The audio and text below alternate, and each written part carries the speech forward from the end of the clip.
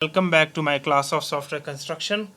हम गुज़िश्ता कुछ लेक्चर से स्ट्रक्चरल डिज़ाइन पैटर्न्स के बारे में बात कर रहे हैं। आज इस सिलसिले का आखिरी लेक्चर है जिसमें हम कंपोजिट डिज़ाइन पैटर्न की बात करेंगे और उसके बाद हम स्ट्रक्चरल डिज़ाइन पैटर्न्स को समराइज़ करेंगे। कंपोजिट डिज़ाइन पैटर्न जो है वो एक डाटा स्ट्रक्चर इम्प्लीमेंट करने में हमें मदद देता है। अगर आपके पास जो आपकी ऐप है उसके अंदर जो ऑब्जेक्ट्स हैं वो एक ट्री स्ट्रक्चर के अंदर ऑर्गेनाइज़ किए जा सकते हैं तो आपको कंपोजिट डिज़ाइन पैटर्न इस्तेमाल करना चाहिए। आपके पास जो ऑब्जेक्ट्स यहाँ पे नज़र आ रहे हैं ये एक ट्री के अंदर हमने ऑर्गेनाइज़ किए हुए हैं और इसकी ख़ास बात ये है कि हम इस पूरे के पूरे ट्री को as a single object treat कर रहे हैं। यानी कि मेरे लिए ये ट्री जो है ये कलेक्शन ऑफ ऑब्जेक्ट्स नहीं है, ये मेरे लिए एक सिंगल ऑब्जेक्ट है। और मेरे लिए ये भी इम्पॉर्टेंट नहीं है कि इस ट्री की डेंसिटी कितनी है, लाइक इसके अंदर जो है वो फर्दर और भी ब्रांचेस हैं या नहीं है, मेरे लिए बस ये एक ऑब्जेक्ट है। तो composite is a structural design pattern that lets you compose objects into a tree structure and then work with these structures as if they were individual objects। ठीक है, अज्यूम करें स्टूडेंट्स कि आप एक ई कॉमर्स एप्लीकेशन बना रहे हैं। ये एक ई कॉमर्स एप्लीकेशन जो है ये मुख्तलिफ़ किस्म के ऑर्डर्स लेती है और उन ऑर्डर्स को शिप करती है। ठीक है, आपके पास दो तरह के ऑब्जेक्ट्स हैं, दो तरह की चीज़ें हैं जो आप बेच रहे हैं। कुछ प्रोडक्ट्स हैं और कुछ आपके पास बंडल्स हैं। ठीक है, उन बंडल के अंदर, जिसको मैं बॉक्स कहता हूँ, एक बॉक्स के अंदर मोर प्रोडक्ट्स हो सकती हैं या लिटिल बॉक्सेस हो सकते हैं। उन लिटिल बॉक्सेस के अंदर फर्दर या मोर प्रोडक्ट्स हो सकती हैं या मज़ीद लिटिल बॉक्सेस हो सकते हैं। ठीक है, अब यहाँ पे देखें मेरे पास ये एक बड़ा बॉक्स है, उसके अंदर एक रिसीप्ट है जो कि एक प्रोडक्ट है और उसके बाद मेरे पास ये दो छोटे बॉक्सेस हैं। सही, इस छोटे बॉक्स के अंदर मेरे पास ये हैमर है फॉर एग्ज़ाम्पल। अच्छा, दूसरे बॉक्स के अंदर फर्दर दो बॉक्सेस हैं। सही, अच्छा, इसके बाद यहाँ पे आप देखें इस बॉक्स के अंदर एक फ़ोन है और एक उसके साथ हेडफोन है। ये वाला जो बॉक्स था इसके अंदर इस फ़ोन का चार्जर है। ठीक है, और ये सारा कुछ जोड़ के मैंने इस बड़े बॉक्स के अंदर रखा हुआ है जो कि मेरा एक प्रोडक्ट है, कम्प्लेक्स ऑर्डर है। ठीक है, अब आप एक ऑर्डरिंग मॉड्यूल लिख रहे हैं। ऑर्डरिंग मॉड्यूल के अंदर आपके पास सिंपल प्रोडक्ट्स भी होंगी। ये तो देखें, ये तो एक बॉक्स है ना, एक सिंपल प्रोडक्ट भी हो सकती है। फॉर एग्जांपल आप सिर्फ ये चार्जर बेच रहे हैं, दैट्स अ सिंपल प्रोडक्ट। और आपके पास ये बॉक्स प्रोडक्ट्स भी होंगी। अब मेरे सामने मसला ये है कि मैंने प्राइस ऑफ ऑर्डर कैलकुलेट करनी है। ठीक है, अब फॉर एग्जांपल इस बॉक्स की कितनी प्राइस होगी ये मैंने कैलकुलेट करनी है। सही, तो ऑब्वियसली इस बॉक्स की प्राइस होगी बराबर जितने इसके अंदर प्रोडक्ट्स हैं उनकी इंडिविजुअल कॉस्ट को ऐड करके हम इस बॉक्स की प्राइस कैलकुलेट कर सकते हैं। ठीक है, अब आप ज़रा अज्यूम करें कि आप इसको प्रोग्रामिंग में कैसे करेंगे। ठीक है, एक तरीका तो ये हो सकता है कि मैं एक लूप लगाऊं, इस बॉक्स के अंदर जितने आगे इसके चिल्ड्रन हैं उनको देखूं और उसके बाद फिर मैं देखूं कि अगर इनमें से कोई बॉक्सेस हैं तो मैं कुछ ना करूं, और अगर कोई प्रोडक्ट है तो उस प्रोडक्ट तक मैं जाऊं। यहाँ पे फॉर एग्जांपल ये प्रोडक्ट है तो हैमर की प्राइस ऐड कर दूं, इस तरफ फिर बॉक्सेस हैं तो कुछ ना करूं, उसके बाद फिर इस तरफ जो है वो फिर एक फ़ोन है उसकी प्राइस ऐड करूं, हेडफोन की और चार्जर की। अब मसला ये है कि मेरे पास एक लूप जो है ये बाहर से चल रही है इसके चिल्ड्रन के लिए, और फिर इसके चिल्ड्रन के लिए फिर लूप चाहिए, और उसके बाद फिर इसके चिल्ड्रन के लिए फिर लूप चाहिए। तो मेरे पास ये बहुत सारी नेस्टिंग है और ये मुझे रन टाइम पे बहुत सारे लूप्स चाहिए होंगे। देखिए, अब मुझे कोई नहीं रोक रहा कि यहाँ पे मैं हैमर के बजाय एक और बॉक्स रखूँ और उसके अंदर फिर फर्दर दो बॉक्सेस रख दूँ और उसके अंदर फिर इसको इस तरह से बढ़ाना शुरू कर दूँ। तो आप देख रहे हैं कि ये डायरेक्ट अप्रोच कोई इतनी अच्छी अप्रोच नहीं है, क्योंकि हमें इस ट्री के नेस्टिंग का नहीं पता कि इस ट्री के अंदर कितने ब्रांचेस हैं, कितने लेवल्स हैं और किस लेवल पे जाके लीफ आएगा, ये हमें कोई पता नहीं। ठीक है, तो इससे एक अच्छी अप्रोच है कि हम रिकर्जन इस्तेमाल कर सकते हैं। स्टूडेंट्स, रिकर्जन प्रोग्रामिंग में एक तरीक़ाकार होता है जिसमें एक मेथड अपने आप को दोबारा से कॉल करता है, ख़ुद को दोबारा कॉल करता है। This is called recursion. ठीक है, तो ये जो कंपोजिट पैटर्न है ये रिकर्जन के प्रिंसिपल के ऊपर काम कर रहा है। ठीक है, हम करेंगे कैसे, हम इस तरह से करेंगे कि हम प्रोडक्ट्स और बॉक्सेस के लिए कॉमन इंटरफेस बना लेंगे। ठीक है, उस इंटरफेस के अंदर हम कैलकुलेट प्राइस का मेथड रखेंगे। ठीक है, अब अगर कैलकुलेट प्राइस को के मेथड को इस इंटरफेस को एक प्रोडक्ट इम्प्लीमेंट कर रही है तो वो सिंपली अपनी प्राइस रिटर्न कर देगी, और अगर एक बॉक्स इम्प्लीमेंट कर रहा है तो वो क्या करेगा, वो लूप थ्रू करेगा अपने सारे चिल्ड्रन पे और उनके कैलकुलेट प्राइस के मेथड्स को कॉल करके टोटल प्राइस कैलकुलेट करेगा और वो रिटर्न करेगा। ठीक है। अगर बॉक्स के अंदर प्रोडक्ट है तो बिल्कुल सिंपल है, और अगर बॉक्स के अंदर लिटिल बॉक्स है तो ये सेकंड स्टेप जो है ये दोबारा कॉल हो जाएगा, यानी कि वो बॉक्स जो है वो फिर अपने चिल्ड्रन के ऊपर लूप लगाएगा और उनकी इंडिविजुअल प्राइसेस ऐड करेगा एंड सो ऑन। सही। अब आप देखें कि इस अप्रोच में हमें इस बारे में परेशान होने की ज़रूरत नहीं है कि एक बॉक्स के अंदर कितने बॉक्सेस होंगे, उसके अंदर फिर कितने बॉक्सेस हैं, यानी कि ट्री के लेवल्स कितने, इसके बारे में परेशान होने की ज़रूरत नहीं है। इस चीज़ को टेक केयर करने के लिए हमने नेस्टिंग इस्तेमाल कर ली। ठीक है। और एक और बात, आप ख़ास बात देखें कि हमने सारे प्रोडक्ट्स को कॉमन इंटरफेस के साथ हैंडल किया हुआ है। ठीक है। हमारे लिए अगर वो प्रोडक्ट है या वो बॉक्स है, वो लीफ है या वो कोई और नोड है, हमें कोई फ़र्क नहीं पड़ता। हमने उन सब को का ये कैलकुलेट प्राइस का मेथड ही कॉल करना है। ठीक है। अच्छा, इसमें जो खूबसूरती है वो ये है कि आप एक मेथड कॉल करते हैं ट्री का, कैलकुलेट प्राइस, तो वो खुद ब खुद आगे कॉल करते करते करते लीफ तक पहुंचता है और प्राइस कैलकुलेट होती है। जैसे कि आप डिपिक्शन के अंदर देख रहे हैं, ये आप इससे पूछ रहा है ये कि एक दरवाज़ा खोल के कि जी तुम्हारी क्या प्राइस है, तो ये आगे आगे फर्दर दरवाजे खोल के उनसे पूछना, ये खुद ही सारे काम कर लेता है।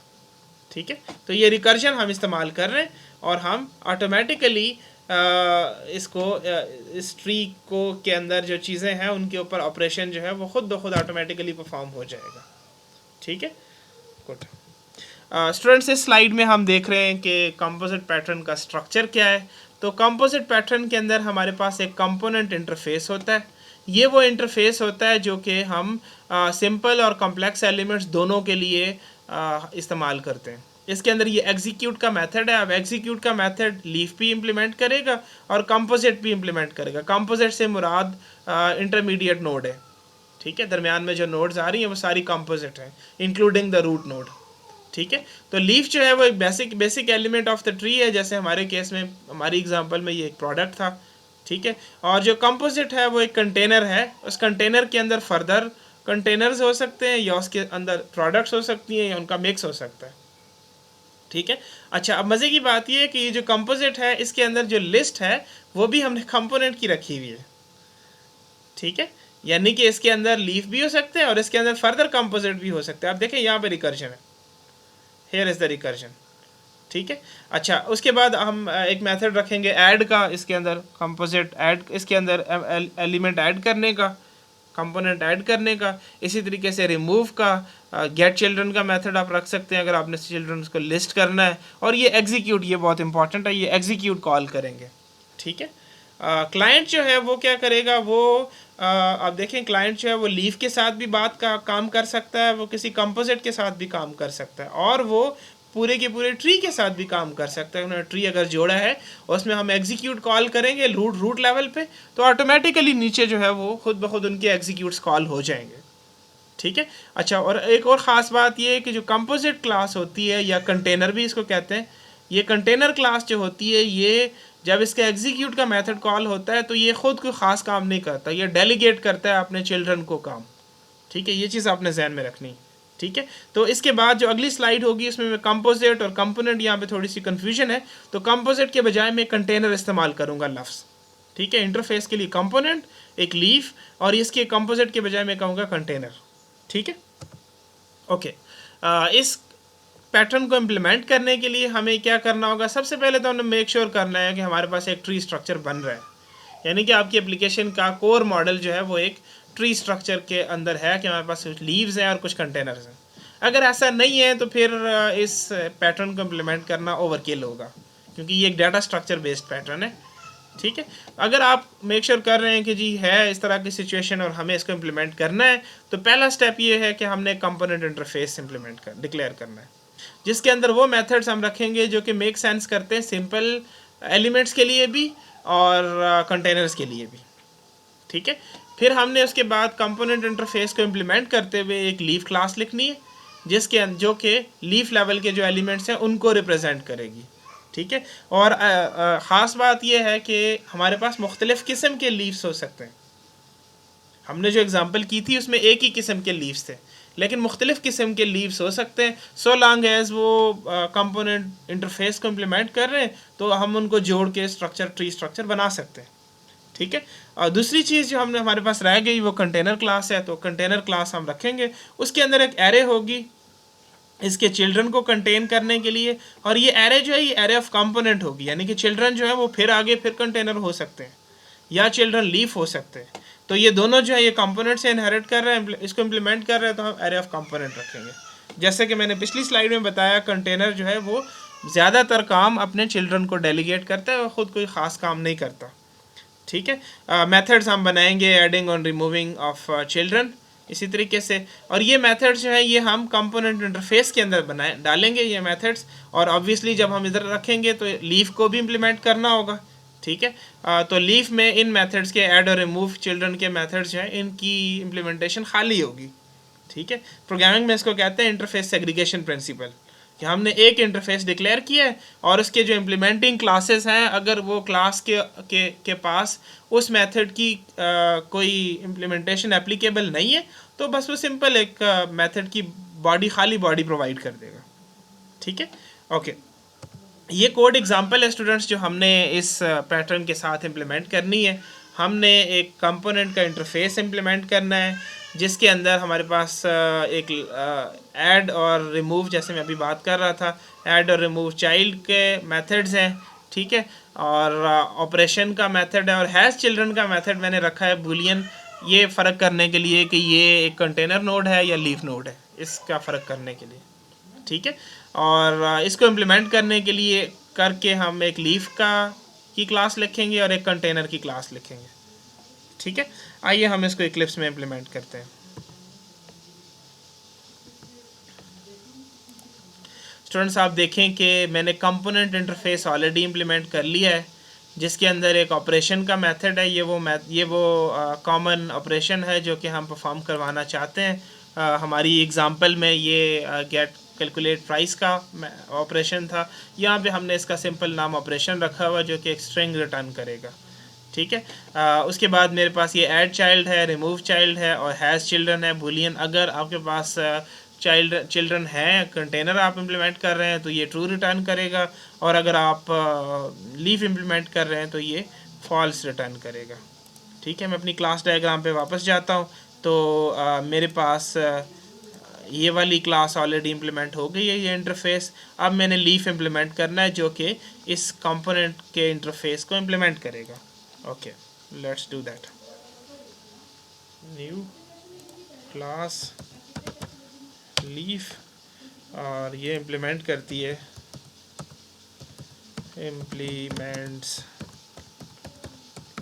कंपोनेंट। ठीक है, तो कंपोनेंट के अंदर जो मेथड्स हैं वो इसको इम्प्लीमेंट करने होंगे। ठीक है,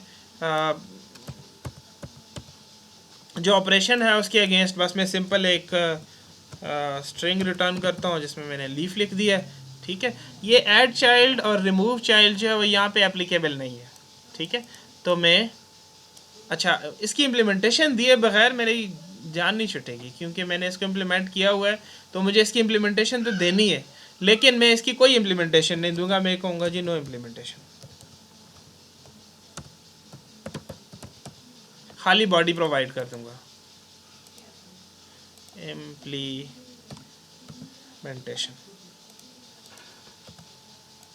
ठीक है जी। इसी तरीके से ये रिमूव चाइल्ड है तो इसकी भी मैं कोई इम्प्लीमेंटेशन प्रोवाइड नहीं करूँगा।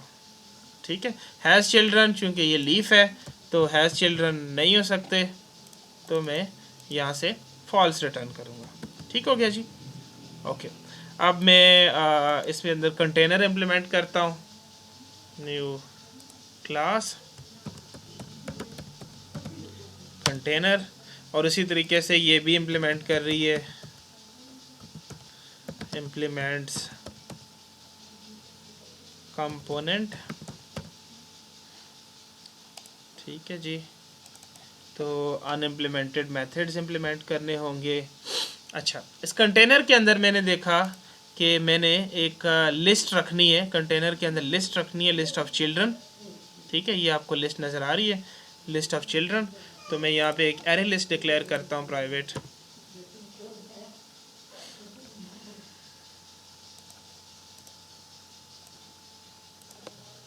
जी प्राइवेट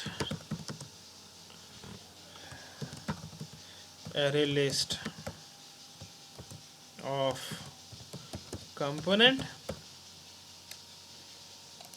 ठीक है, इसका नाम मैं रखता हूँ G children is equals to new array list of component जी। इस array list को मैं इंपोर्ट कर लेता हूँ जावा यूटिल से। ओके अच्छा, ऐड चाइल्ड पहले मैं लिख लेता हूँ। ऐड चाइल्ड बहुत आसान है, मेरे पास बाहर से एक कंपोनेंट आ रहा है तो उसको मैं अपने चिल्ड्रन के अंदर ऐड कर लेता हूँ। ठीक हो गया। इसी तरीके से रिमूव चाइल्ड भी आसान है, हम कहेंगे जी चिल्ड्रन डॉट रिमूव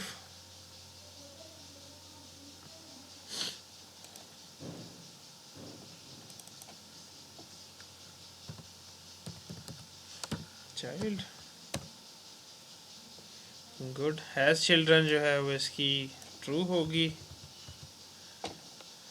क्योंकि ये एक कंटेनर नोड है। और बाकी बच गया अब मेरे पास ऑपरेशन का। तो ऑपरेशन में हम क्या करेंगे, हम एक लूप लगाएंगे इसके चिल्ड्रन के ऊपर और उनका हम ऑपरेशन कॉल करेंगे। स्टूडेंट्स आप देखें, मैंने ये लूप लगा ली है। ये लूप जो है ये एक एक चाइल्ड को उठा रही है चिल्ड्रन की एरे में से, एरे लिस्ट में से, और उसका ऑपरेशन का मेथड कॉल कर रही है।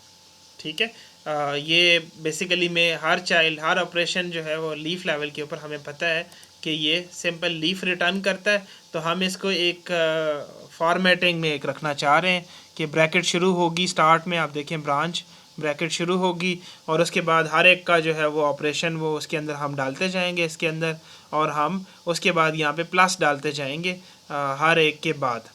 ठीक है, ये इफ़ की कंडीशन जो है ये स्ट्रिंग फॉर्मेटिंग के लिए सिर्फ है। बाकी जो मोटी बात है, असल बात है, वो ये है कि हमने कंपोनेंट की एरे के ऊपर एक फॉर ईच की लूप लगाई हुई है और हम जो चिल्ड्रन है उनके हम ऑपरेशंस परफॉर्म कॉल कर रहे हैं। ठीक है, ये मैंने मेरे डेमो लिखा है, आप देखें कि पहले मैंने क्या कहा कि लीफ का एक ऑब्जेक्ट बना लिया और उसके बाद उसका मैंने सिंपल ऑपरेशन कॉल किया, तो ये मुझे एक स्ट्रिंग रिटर्न करेगा जिसके अंदर लीफ होगा, ऑब्वियसली उसको बस मैं प्रिंट कर दूंगा। ठीक है, ये बिल्कुल सिंपल सा यूज़ केस है। दूसरा यूज़ केस ये है कि मैंने एक कंटेनर बनाया ट्री। ठीक है, एक कंटेनर बनाया ये वाला, इसका ऑब्जेक्ट बनाया, और उसके बाद मैंने एक और कंटेनर बनाया ब्रांच 1 का। ब्रांच 1 के अंदर मैंने 2 लीव्स ऐड किए हैं। ठीक है, इसी तरीके से न्यू लीफ करके तो ऐड चाइल्ड के ज़रिए से मैंने ऐड कर दिया। ब्रांच 2 के अंदर मैंने एक और लीफ ऐड किया है। तो मेरे पास अब ये एक ट्री, जब मैं ट्री के अंदर ब्रांचेस ऐड करूँगा, आप देखें ट्री के अंदर मैंने ब्रांचेस ऐड किए, तो अब मेरे पास इस ट्री के अंदर 2 ब्रांचेस हैं। जो पहली ब्रांच है उसके अंदर फिर 2 लीव्स हैं, दूसरी ब्रांच के अंदर 1 लीफ है। ठीक है, अब जब मैं इस ट्री का ऑपरेशन देखें, ये ट्री का ऑपरेशन मैं कॉल कर रहा हूँ, देखिए मैंने एक लीफ के ऊपर भी ऑपरेशन कॉल कर सकता हूँ, मैं एक कंटेनर के ऊपर भी ऑपरेशन कॉल कर सकता हूँ, और मैं ट्री के ऊपर भी ऑपरेशन कॉल कर सकता हूँ। जब मैं ये करूँगा ट्री डॉट ऑपरेशन, तो ऑटोमेटिकली ट्री के अंदर जितनी ब्रांचेस हैं और उनके अंदर जितने फर्दर कंटेनर्स हैं और उनके अंदर जितने लीव्स हैं, उन सब के ऑपरेशन मेथड खुद ब खुद कॉल हो जाएंगे। ठीक है, मैं इसको चलाता हूँ रन एज जावा एप्लीकेशन। तो अब आप यहाँ पे देखें, ये वो पहला यूज़ केस था जिसमें मैंने एक सिंपल कंपोनेंट बनाया था जिसके अंदर एक ही लीफ था। ठीक है, तो ये लीफ प्रिंट हो गया। अब दूसरा जो यूज़ केस था उसमें मैंने ट्री बनाया था, ट्री की 2 ब्रांचेस थी, आप देखें ये ब्रांच है, ये बाहर से ब्रांच है, ये एक बड़ा ट्री है, उसके अंदर एक ब्रांच है लेफ़्ट ब्रांच, उसके अंदर 2 लीव्स हैं, और जो राइट ब्रांच है उसके अंदर 1 लीफ है। ठीक है, ये मैं वो स्ट्रिंग फॉर्मेटिंग की बात कर रहा था कि हम इसको ब्रैकेट्स के साथ फॉर्मेट कर रहे हैं। ठीक है, ओके अच्छा, ये हमने क्लास डायग्राम इम्प्लीमेंट कर ली स्टूडेंट्स।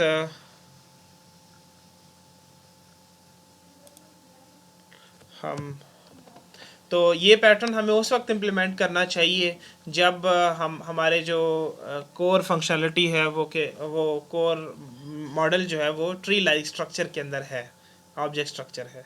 ठीक है, और दूसरी ख़ास बात ये है कि हमारा जो क्लाइंट है वो सिंपल और कम्प्लेक्स एलिमेंट्स को यूनिफॉर्मली आप चाहते हैं कि ट्रीट करें। जैसे कि अभी डेमो में आपने देखा कि एक लीफ है तो उसका भी ऑपरेशन कॉल किया जा सकता है, एक कंटेनर है तो उसका भी ऑपरेशन कॉल किया जा सकता है, और आपने बहुत सारे लीव्स और कंटेनर जोड़ के तो पूरा एक ट्री बनाया तो उसका भी ऑपरेशन कॉल किया जा सकता है। ऐसा इस वजह से होता है क्योंकि हमने कंपोनेंट इंटरफेस बनाया हुआ है जो कि ये सारे इम्प्लीमेंट कर रहे होते हैं, और हमें इस बारे में वरी करने की ज़रूरत नहीं है कि ट्री के अंदर कितनी ब्रांचेस हैं और कितने लेवल्स हैं और हर लेवल के ऊपर कितने कंटेनर्स हैं एंड सो ऑन। ये कोई भी परेशान होने की ज़रूरत नहीं है, ये ऑटोमेटिकली रिकर्जन के ज़रिए से ये काम हो जाएगा। स्टूडेंट्स, ये आपका होमवर्क है। आपने एक ग्राफिक का इंटरफेस बनाना है जिसके अंदर ड्रॉ का मेथड होगा, ठीक है, ड्रॉ का मेथड होगा। उसके अंदर एक कंटेनर है जिसका नाम कंपोजिट ग्राफिक है, कंपोजिट ग्राफिक है जिसके अंदर आप एक एरे बनाएंगे उसी तरीके से चाइल्ड ग्राफिक्स की, जैसे मैंने चिल्ड्रन की एरे बनाई थी, ठीक है। उसके अंदर आप ऐड कर सकते हैं, रिमूव का मेथड मैंने नहीं रखा यहाँ पे, और ड्रॉ का मेथड मैंने रखा है। और चूंकि ये कंटेनर है इसलिए ये खुद कोई ख़ास काम नहीं करेगा, ये अपने चिल्ड्रन की ड्रॉ का मेथड कॉल करेगा। यहाँ पे ये इलिप्स की क्लास है जो कि लीफ नोड है, लीफ नोड है, इसके अंदर भी ड्रॉ होगा, उसमें आप सिंपली प्रिंट कर दीजिएगा जी इलिप्स जो है वो ड्रॉ हो गया, ठीक है। और फिर आपने ऐसे इनको जोड़ के डेमो के अंदर आपने एक पूरा ट्री बनाना है जिसमें आपके पास एक कंपोजिट ग्राफिक है, उसके अंदर फिर एक ट्री, एक इलिप्स हो सकता है, और एक फॉर एग्जांपल एक और कंपोजिट ग्राफिक हो सकता है। वो सेकंड वाले कंपोजिट ग्राफिक के अंदर फिर एक कंपोजिट ग्राफिक हो सकता है एंड सो ऑन, ठीक है। तो आप एक पूरा ट्री बनाएंगे डेमो के अंदर और आप देखेंगे कि वो ट्री जो है उसको आप बिल्कुल उसी तरीके से हैंडल कर सकते हैं जिस तरीके से आप एक इंडिविजुअल लीफ को हैंडल कर सकते हैं। स्टूडेंट्स, इसके साथ हम स्ट्रक्चरल डिज़ाइन पैटर्न ख़त्म कर रहे हैं, तो मैं चाहता हूं कि हम स्ट्रक्चरल डिज़ाइन पैटर्न्स को एक दफ़ा समराइज़ कर लें। हमने जो पहला स्ट्रक्चरल डिज़ाइन पैटर्न देखा था उसका नाम एडाप्टर पैटर्न था। ये पैटर्न इंटरफेस इनकम्पेटिबिलिटी को रिजॉल्व करने में हमें मदद देता है। तो एडाप्टर पैटर्न जो है ये इंटरफेस कन्वर्टर है बेसिकली, ठीक है। उसके बाद हमने देखा था एक और structural design pattern bridge pattern. Bridge pattern में हमारे पास दो हिरार्कीज़ होती हैं, एक एब्स्ट्रक्शन की हिरार्की होती है और एक इम्प्लीमेंटेशन की हिरार्की होती है, और ये इन दोनों को डीकपल करता है ताकि एब्स्ट्रक्शन और इम्प्लीमेंटेशन एक दूसरे से इंडिपेंडेंटली ग्रो कर सकें या उसमें चेंजेस हो सकें। फिर हमने आज एक पैटर्न देखा है जिसका नाम कंपोजिट पैटर्न है। कंपोजिट पैटर्न हम उस वक्त इस्तेमाल करते हैं जब हमारे पास जो ऑब्जेक्ट्स हैं वो ट्री स्ट्रक्चर में फॉर्म हो सकते हैं, और हम हर नोड को यूनिफॉर्मली ट्रीट करेंगे, चाहे वो कंटेनर है, चाहे वो लीफ है, चाहे वो पूरा ट्री है या उस ट्री की कोई ब्रांच है। तो अगर इस तरह की सिचुएशन है, जैसे कि मैंने एक ई कॉमर्स की एग्जांपल आपको दी एप्लीकेशन की, तो उस सूरत में आप कंपोजिट पैटर्न इस्तेमाल करेंगे। हमने डेकोरेटर पैटर्न पढ़ा था जो कि आप किसी ऑब्जेक्ट को एडिशनल फंक्शनलिटी डायनेमिकली असाइन करना चाह रहे हैं विदाउट यूजिंग इनहेरिटेंस, तो आप डेकोरेटर पैटर्न यूज़ करेंगे जिसमें आपके पास रैपर ऑब्जेक्ट्स होंगे और आप उसको जो आपका ऑब्जेक्ट है उसको आप रैप करते जाएंगे। जितनी लेयर्स में आप रैप करेंगे उतने ज़्यादा उसके अंदर फंक्शनलिटी ऐड हो जाएगी। फिर हमने फसाद पैटर्न देखा था। फसाद पैटर्न में हमारे पास एक सब सिस्टम है, उस सब सिस्टम की जो इंटरनल्स हैं उसको हम हाइड करना चाहते हैं जब हम उसको पब्लिक कर रहे हैं एज एन एपीआई। तो उसके लिए हम एक यूनिफाइड इंटरफेस बनाते हैं सब सिस्टम के अंदर ही। गूगल मैप्स की मैंने एग्जांपल दी थी अगर आपको याद हो तो, जिसके अंदर एक सिंपल मेथड होता है जी रूट फाइंड करने का पॉइंट ए से पॉइंट बी तक। अब वो रूट कैसे फाइंड हो रहा है ये क्लाइंट को वरी करने की ज़रूरत नहीं है। उसके बाद हमने लास्ट क्लास में फ्लाई वेट पैटर्न देखा था। फ्लाई वेट पैटर्न हम उस वक्त इस्तेमाल करते हैं जब हमारे पास ऑब्जेक्ट्स जो हैं वो रैम के अंदर नहीं फ़िट हो रहे और हमने ज़्यादा ऑब्जेक्ट्स रैम के अंदर फ़िट करने। कैसे फ़िट करने हैं जी, हमने ऑब्जेक्ट्स की कुछ स्टेट जो है वो शेयर करेंगे उसके दरमियान में और कुछ एक्सट्रिंसिक स्टेट होगी जो कि हर दफ़ा नई बनेगी। फिर हमने एक प्रॉक्सी पैटर्न देखा था। प्रॉक्सी पैटर्न में हम एक सरोगेट या एक प्लेस होल्डर इम्प्लीमेंट करते हैं किसी दूसरे ऑब्जेक्ट का, जिसकी रीज़न ये है कि हम एक्सेस कंट्रोल कर रहे होते हैं या हम लॉगिंग कर रहे होते हैं या हम लेज़ी इनिशियलाइजेशन कर रहे होते हैं। ठीक है, तो आई होप स्टूडेंट्स आपको स्ट्रक्चरल पैटर्न्स के बारे में क्वेश्चंस पैदा ज़रूर हुए होंगे। ये क्वेश्चंस हम अपनी नेक्स्ट ऑनलाइन क्लास के अंदर सॉल्व करेंगे और नेक्स्ट वीडियो में हम इंशाल्लाह बिहेवियरल पैटर्न के बारे में बात करेंगे। Thank you very much.